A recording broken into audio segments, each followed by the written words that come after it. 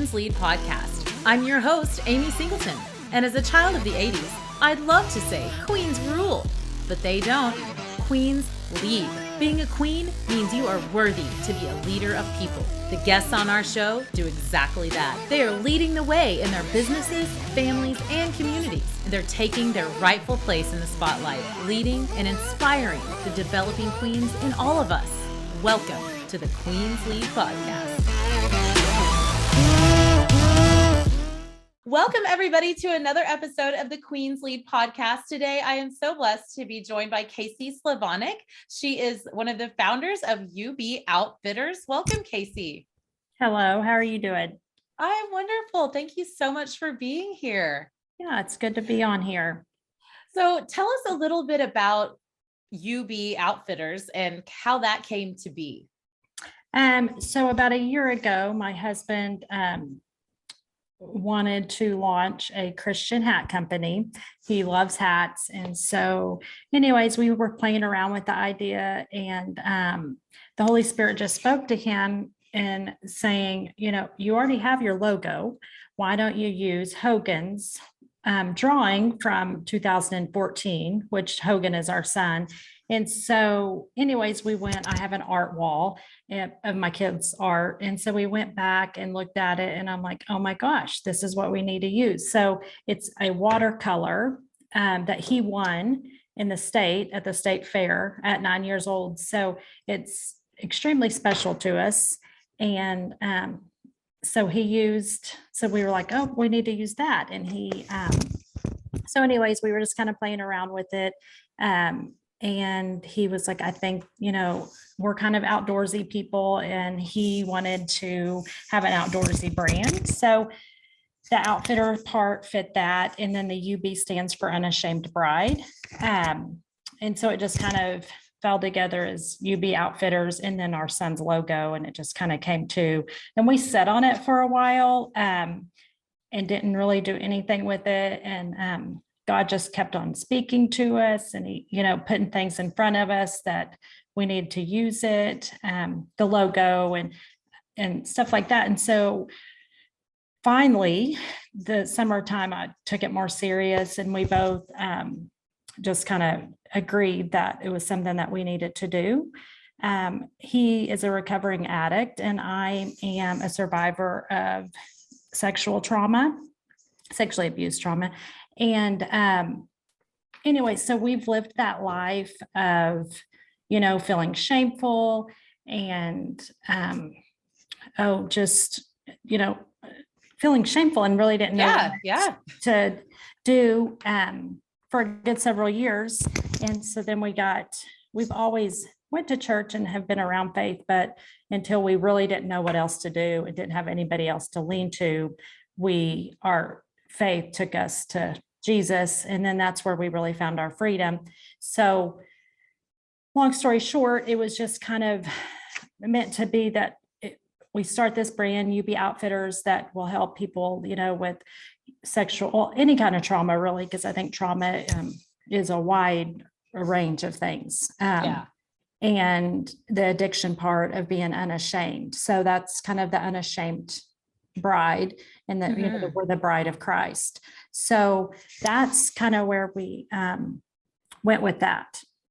And so we just want people to hear our testimony and our survival story and I feel like God is using that for this ministry in this testimonial apparel line. Okay. So what was your life like before UB Outfitters? Were you in a traditional corporate type job, or what did you guys do before this business? So my husband's he obviously still working because he's supporting it, but he was in oil and gas and owned his own brokerage. And then he is now in medical device sales. Okay. And then I have been a real estate agent for, I guess, 4 years. So I was doing the real estate thing. And I like real estate. I don't want any of my clients to hear that part, but I love real estate. I love the nonprofit side of things. And so I feel like this has kind of taken me towards that a little bit, where I can be in a nonprofit role eventually, in helping others. Okay. So is UB Outfitters a nonprofit, or is it No, supports it's another not. nonprofit? Is that It's right? not, but my long-term goal is to create a nonprofit off of it. Yeah. And be able to support that. And that is, I really want to speak and have a nonprofit for younger, like 18 to 20-year-old girls that have had trauma. So you guys obviously have had then some level of business experience, having been in the space you're in as a real estate agent. Like, Mhm. so I guess you were probably prepared for some of the challenges that starting a new business came with, but I know this has been it, like you said, in the works since 2014, 2015. What was some of the biggest challenges that you've had leading up to the launch, which was in October? Yes, October. Um, Nice. well, so I say we just came up with this about a year ago. 2014 is when my son drew the logo. Okay. And then that's when When the that, seed was planted in art right, form. I love it. exactly. And we Yeah. actually went downhill before. Um, so anyways, that year was just kind of pivotal in our family, because that is when my husband started doing drugs that year. And I found out about my sexual abuse. And so that was the year, and my son drew that logo. And so it's crazy that the Holy Spirit, used him during that time. And then we lived in mass chaos for 4 years in our family, why he was using drugs, which, I didn't know he was using drugs until I heard his testimony. He went to rehab and everything like that, but I didn't know he used drugs every day for 3 years. Wow. Until I listened to his testimony at about 9 months ago. He kind of takes care of me in a sense. And I guess it's more so God than anything, that he doesn't tell me everything that, happened with those years when he was using, because I still think he wants to take care of me just as a person. So he's real protective about that. But so anyways, the business started with that drawing. I feel, God was preparing that moment through my son. And then we went through, and then my husband became sober in 2018. Nice. So it was 4 years. And then, so last year he wanted to do the hat thing. And so with Hogan's logo. So were some of the challenges like finding the person to where to get the hats, how to put the patch on, how to get the word out? I've been really trying to depend a lot of on prayer, and because I become overwhelmed as just a mom and trying to do another business. So I haven't really been stressed too much about, like, it just seems like God's like taking us every step of the way. So I'm just been in prayer and for him to lead us there. So it's actually flowed pretty seamlessly. Other than, I would say, we're at the point now where, we are going to have to make decisions on, do we want to go wholesale with our company? What that looks like financially is more so that I think that's going to be more of a obstacle right now than anything else. Because we have a great support group, friends and churches, and I have some really good influencers now. And so I would say it's gone pretty seamlessly, but I haven't put a lot of pressure on it either. Yeah. Yeah. So it wasn't like a do or die kind of business. You both right. had your own other jobs and other streams of income. Exactly. Yeah. Okay. Well, so, and I looked around on your website a little bit. Now are these items, tell us more about the items. Is it just hats, or is it kind of expanded into other apparel? So we are doing, it obviously started with the hats and the patch, and then we're doing t-shirts, and we have a lot of other apparel on order. we're just kind of slowly taking it, in strides, just because I don't need a whole slew of clothes at my house because I'm working from home right now. So we have t-shirts and hats right now, but we're have like sweatshirts coming and waffle shirts. My goal is to kind of be similar to Patagonia in a way, just that outdoorsy when and if we reach out to do wholesale type of stuff. Mm-hmm. So does every piece of apparel have that same logo on it? Do they have other sayings, or are you mixing it up? Yeah, we're mixing it up. We have some other branding. It will all have the UB Outfitters on it, but then we have about probably 5 other logos. We have, just like Part of the Sun with testimonial apparel. And yeah, that's kind of, it all stems from that one logo though. Mm-hmm. Yeah. So what does it mean to be a wearer or be a supporter, or I even saw an opportunity to be a brand ambassador for UB Outfitters? What does it mean when someone's wearing that as an unashamed bride? So we're kind of picky on the ambassador part because I want the, person to have the same or be aligned with what we believe in our business. Mm-hmm. And so I think when you wear UB Outfitters, it's just, walking, in the, form of living unashamed, and not carrying that guilt and everything that Satan tries to bring you down, but more so, break the bondage of some kind of trauma or some kind of addiction, where it's a kind of a freedom apparel line that, it reminds you of, don't live in the past, but you've got a whole future ahead of you. So, and I try to remind myself and like others that when I talk to them about it is, I love our brand and I love the raw moments that we live through. Like the addiction, like sometimes I think my husband and I get comfortable that we forget where we were. He'll be 5 years sober in February. And I think we forget where we were in those moments of desire of just needing some way out. Mm-hmm. That I don't want to forget that. Like, I don't want to forget that feeling, but I also want to live in the moment now where that feeling doesn't bother me, but I still want that fire to help somebody else in that moment. Do you see what I'm saying? Oh, 100%. Yeah. So that's one of my biggest fears is, we go year after year, progressing in our areas of our addiction and our trauma and our healing work, that I don't want to lose that raw moment of, it's someone's first day of sobriety and I might be that person to help them with that. Mm-hmm. So that's kind of it. And I want people when they wear that brand to realize that there's a big story behind it, but yet there's a lot of hope in front of it.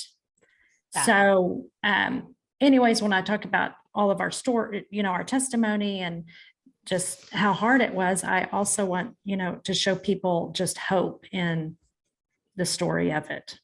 Yeah. Do you think that, or has it been challenging, within the Christian community to really bear all of that? I know for myself, I grew up in church and a couple of different ones and iterations of religion, so to speak. And it's not really something that's welcomed to be shared in some circles. No, I totally agree. I think some churches want to push it aside and not bring it to the forefront, as if they didn't want, that you didn't want to find out about it, or I don't know how to put it. Because I've lived through this. So that's why I'm trying to say it correctly. But yes, I agree. I think churches push it aside. I think you have to find the right one that will get on their knees with you and feel the shame that you felt and recovering from that and showing you the end result. You know what I mean? Oh, Like, yeah. so no, I think, has it been hard for us to share? I don't think so much like in the church area, maybe, maybe more so for our previous friends. It's kind of, well, because we've lived two different lives. I mean, we've had this partying lifestyle and we had this great friend group, and, we lost all of that, not intentionally. It just, we went the other way. And Yeah. so it's, and then the church side of it, we went to a fairly large church for a lot of the recovery. So you kind of can hide in there and no one knows, Oh, I hate that you feel like you have to hide, or I don't want anyone to feel like they have to hide. I read a book. I've read many books by, I believe the one I'm thinking of was by Mike Yaconelli, who wrote Messy Spirituality and some of these others, but he talks about a preacher, and he calls him the dumpster pastor, because the pastor's wife had gone out of town, and it come about that the pastor was actually addicted to pornography, and he'd gone and he'd thrown it away in the dumpster outside their apartment. And the minute she left to go out of town, he was out there digging through the dumpster. And he says to get the porn again, because he was so addicted. And he said, when we finally all realized that there's a dumpster pastor in every single one of us, we all deal with something. Some kind of sin, or whatever you want to call it, a struggle. We all deal with it. And it's time that people in recovery and in leadership in recovery, or religion, or other, community groups, to stand up and say, that's okay. Come, we're here for you too. But, not just the general public, but those of us, myself, I'm also in recovery, to stand up and say, that was me. I was ready to die. I was killing myself. I made all these choices, and now I'm choosing something better. And there's hope on the other side of that. And there's a better life for you on the other side of that. And until those recovering addicts are willing to stand up and say, that was me, I'm also a dumpster pastor, no one else is going to step up and, have the gumption to say that. I know. It's up to us to say it. Yeah. And I think that, the leaders of the church should, almost break down their wall as well and be vulnerable, not to make you feel safer or make you feel better, but like you said, we all struggle with something. And if you don't, then you're lying, to yourself and the community. So, yeah. Yeah, 100%. Well, congratulations on your recovery. Thank you. Best thing I've ever done, for sure. But no, and for the church, I've been a member of a church where the pastor did stand up and say, I've made a mistake. I'm coming to you guys to let you know I've fallen into this situation. And they were like, chick, exit, bye, see ya, extradited. You're not for us. Well, every member on the pew is also dealing with something. Yeah. So there's this break in authenticity of humanness that I feel like is really starting to make a comeback. Yeah. And I'm so thankful for brands like yours that are spreading that word. It's an important word.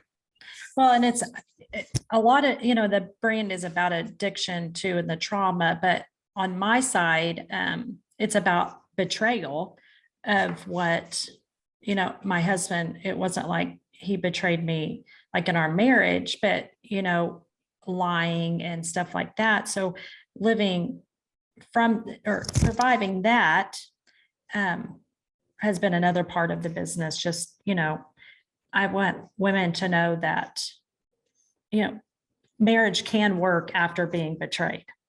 Yeah. And so that's another important part of the brand that I, want to share too. It's not just, so we kind of have a whole lot of messiness in the brand. I love it. That can help a lot of people not feel so alone, I guess, and ashamed. Yeah. Wreck it. Blow it up, man. Yeah, exactly. Bring them alongside. Yeah. Bring them on. But no, it doesn't bother us sharing. And I think God has given us that conviction because we're so vulnerable about ourselves and our testimony, and we just want to help other people at the end of the day. So yeah. It's about that one person, one at a time. Bring them on in. Yeah, for sure. So tell us a little about the nonprofit that the proceeds from this supports. So it is called Hope is Alive. And what they do is they take, it's like a halfway house. They try to build, so after you go to rehab, and I think you can go there for a rehab part two. I'm not 100% sure on that part, and I sit on their advisory board, and it's a great organization. But so what they do, it's a recovery program for addicts, and they buy houses in the community. I think they have 21 houses in Oklahoma City, Colorado, North Carolina, Texas, so all over the country. Mhm. And they place you in a house, and you have to pay for rent. So, and you have to either have a job or go to school. And they just kind of teach you how to live in society after, being an addict. Mhm. And they see a lot of success with it. I mean, it's great. They teach you simple things, how to balance checkbooks. I mean, just how to live a normal life that is stressful altogether. Mhm. But they give you those tools and that support during that time, Wow. and then so you can graduate out of those homes, and they have a big graduation, which is sweet. And then they'll, help you place with a job, and it's just a good network and just a good Christian based nonprofit that, I don't know if it's considered a nonprofit. I think it is, but anyways, so that's kind of what they do. It's just an in-between step for Yeah, like a addicts. sober living house, but with a program that helps you Perfect. reintegrate more. Yeah, Yeah. sorry. That's exactly what it is. I don't know why I couldn't say. Sober living house, sober living. Yeah, but not every sober living house, they have rules, but not necessarily teaching you those actionable tools like here's how you apply for a job, here's how you call a bank, or the things that have to happen that sometimes we've kind of fried our brains a little bit over the last few years coming up to that point of need. So having that support system there is very important. Yeah, so it's really neat. And I've become friends with some of the recovering addicts that are just super special, and it just it's neat. It's a really sweet, blessed organization. Yeah, I bet. It sounds like they're turning out some pretty fantastic individuals on the other side. Yeah, they are. I love that. And they have a lot of energy. They have a lot of energy like you do. I watch you on Instagram. I'm like, oh my God, she is up and going. Oh, thanks. I'm so happy to be alive. I mean, I just can't make enough of each day, just That's awesome. The more people I get to talk to, the more people I get to help and support and lead. It's just a blessing to be alive. So, there was a time when I didn't want to be alive at all. Yeah. And now that you can see, if you can make a difference in just one person's life, it was all worth it. So no. For sure. Well, I love that. The Hope is Alive, basically halfway house, sober living house, turning out some good people. So talk to the audience a little bit about, you mentioned you're a mom of two? Yeah, two boys. Two boys. Tell us how do you do it? Real estate agent, running hats, nonprofit board service, a mom, a wife, a friend. How do you do it? Well, they are older. And so one's a senior, he's 17, Hogan, which he's the one I was talking about earlier that drew the brand. And then I have a 12-year-old. They're kind of self-sufficient now, actually. Right. Mine are, our last two are 18 and 14, and I'm right there with you, girl. Like, yeah. Oh, we're this close. Exactly. So they're kind of self-sufficient. And my husband and I, we make a good team now. And so, it's, life is really good. So I just do, it's kind of like, I'm happy to be alive and, it's still in my marriage and with my family of 4. So it's pretty good. I really don't, real estate obviously has slowed down right now. So that's been kind of nice. So I'm able to focus on the brand and, but yeah, so it's been the last 2 years have been good. Now I'm adjusting to a senior in high school and I'm trying to let go of the enabling and like the codependency kind of thing, so he can like flourish next year. But Yeah, it's so hard. I know. So I'm struggling with that actually. Yeah, I But feel yeah, you. it's Maybe we good. can have coffee and talk about that, because we've got what he graduated last year. So I'm literally today having text conversations about he's going out to get his own insurance. What do I do? Do I buy the car first? Do I go to the tag? So yeah, I Yeah, want him to do it on his own, but really I just want to go hand it here and go do it, you know? I know for sure. So hard. Um, So tell us a little bit about who Kasey is as a person. Like, where did you grow up? How did you come into who you are and as an adult? So I am from a small town in western Oklahoma called Hammond, Oklahoma. I'm a farm girl. I rodeoed and did all that kind of stuff. And then I moved to the city. I have a lot of sisters. So, we kind of have a big family, which is fun. And then I moved to the city for college and then met Blake. And we've been together for, I guess, in 19 years. Wow. Yeah. And so yeah, the farm girl meets the city boy kind of thing. And so who I am, I mean, and so that's kind of just a short glimpse of where I came from. I have an incredible mother. She has definitely been on her knees praying for us a lot. So anyway, she's extremely special to me, and as is all my sisters as well. And then so who I am now, I'm a daughter of the true King. So that's my first thing that I'm excited about is being that. And then, Blake's wife, which I admire him so much, just watching his journey and his, will to survive some days has been just truly, truly remarkable. I mean, he is just definitely someone that I admire and am in love with. And it has just been those hard days that we had and everything like that. Right now, it's the best it's ever been. So it's worth the fight. And I try to stress that to some friends that, have broken relationships. Like, it's hard right now, but, you stay with it and it is worth the fight. Yeah. It's worth fighting for having that. And so now we just have such a biblical relationship that it's very special. So yeah, I am very honored to be his wife. And then we have two boys, 18 or 17. He'll be 18 in a few months. And then Harper is 12. And so I get to be a mother to them, and that's a true blessing as well. I love my boys. I kind of just consider them, I consider them my two little best friends.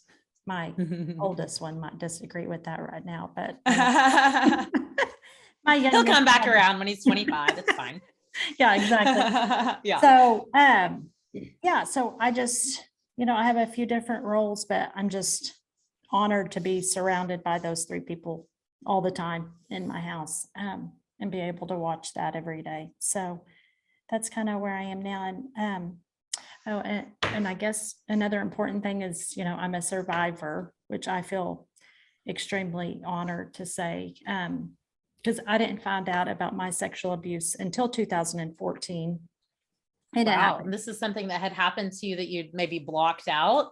So I blocked it out. And like my husband, when I say we lived a partying lifestyle, I never did drugs or anything, but I drank a lot. And now the more I learn about trauma and, go through the healing process, a lot of the reasons why I drank was to hide or to cover up what happened to me as a little girl. And so it happened to me as a little girl, and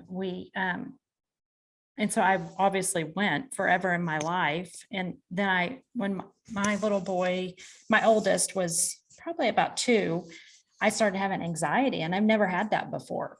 And I did not put all this together at the time. Yeah, I bet. Naturally. Why is this happening? Right. And so we went through, and so when he So anyways, I've always kind of seen naturopaths and natural kind of healing doctors. And so one of them, she was like, Kasey, I don't know what else to do for your anxiety. Um, we either can do, medication, or, you can go to hypnotherapy, which I know is kind of, oh, I don't know how to put that wording in the Christian community. Kind of controversial, maybe. Exactly. Yes. Yeah. And my vocab's not very big. Whatever. Controversial. So everything is controversial in the Christian community. Let's just be honest. Yeah. And so but I chose that, not knowing at the time I was just in so much pain, just physically, mentally. It was horrible. And so anyways, going through hypnotherapy, it all came out. And okay. So, and this little old Christian lady was the hypnotherapist. She was a nurse anesthesiologist. She literally lived a mile from me. Wow. And so it was, other than, maybe being controversial, it was a healing time for me, just to release that from, my body and learn about myself. So that happened, and I don't remember what the question. Oh, my trauma part. So I'm still healing from the trauma part. I nearly died of mold toxicity and Lyme disease. Wow. And so, and that was probably one of the worst things I've ever been through in the past 5 years. That happened in 2019. Oh my gosh. Right after Blake chooses recovery, then you get sick with very difficult to deal with. And so, and I think my body was just finally breaking down. I think it was, And so we lived in a house with mold, and we found that. And anyway, so that was a whole different reality check. And I'm still working on that. It's an everyday process for that part of that sickness as well. So that's a big part of my story, is the, just surviving the mold and Lyme. But saying that, trauma, you store so much trauma in your body, it just keeps on making you sicker and sicker. And if you don't get rid of it somehow, however you choose to, release and heal, I don't think you will ever physically get well. Yes, 100%. And so, I agree. A lot of people, there's mold out every day, and people just don't understand that I just had so much going against me that I just got so sick from, the mold, because my trauma from, and then Lyme disease. And so all that kind of stuff. So that's, trauma is not that I love trauma, but I have learned so much about trauma and how it affects just you physically, mentally, that I really like to help people in that area as well. Yeah. It takes up a lot of space here. Yeah. A lot of space. So when we can finally make that switch to not obsessing and thinking about it all the time, things really start to move forward. At least they did for me. Yeah, I totally agree. So, 100%. Well, thank you so much for sharing all of that. I know that's a lot. It's been kind of an emotional hour, but I love that you're willing to bear it all and be that unashamed bride for your trauma, and what you've been through with your husband and your family and your life is just so inspiring and very representative of queens that are leading. So I appreciate you taking the time to be here with us. Tell the guests where they can learn more about how they can too join this apparel brand and represent being unashamed for themselves, maybe even become an ambassador if the values are right. Yeah. So we have a website. It's www.uboutfitters.co. That's one way. And obviously we're on social media. One other special thing about our brand is we have a testimonial apparel. That's what we call it. So where you can share your testimony and then get your favorite Bible verse on one of our apparels. So of like a, their own little brand in a sense, and that reminds them of their survival.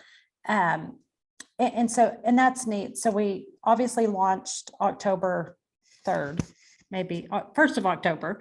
And, and the next day I got a testimony from a girl and how she was in prison and now she's 4 years sober and she's got her kids back. And so it was just really special to see that God brought her to me to be able to pray for her, but also see her story of hope, because people want to share at the end of the day, and it's healthy to share. And so we want to create that community of a testimonial apparel that they are able to do that. So anyway, so someone can go on and order just like one shirt with their own testimony story on it, or it just has like their Bible verse they choose on it? So they have to order a minimum of 4, and then they can pick whatever they want, and we'll either get it like screen printed on there or like embroidered. Our vision is to have it on the hat, to have their Bible verse on a hat. Okay. With the UB Outfitters logo. Yeah. Nice. And then, and if they want, like this girl, she wants us to share her story with around our social media channels and our website. So yeah, I just kind of created a community of survival and hope, and for people not to feel so alone out there, Yeah, and definitely. So that's kind of, so they can go on our website. We're having new stuff come up here in a few months and all that kind of stuff. And then you can look and apply to be the brand ambassador as well. And that looks like, we'll mail you clothes, and you just have to commit to sharing our product. Yeah, for sure. Wear it and share it. Be proud. Exactly. Yeah. That's it. So you heard it here from Kasey. Go to uboutfitters.co. Get your swag, get your hat, and get your verse on a hat, and be proud of the fact that you are an unashamed bride who's recovered and made it to the other side. Bring some more along with you.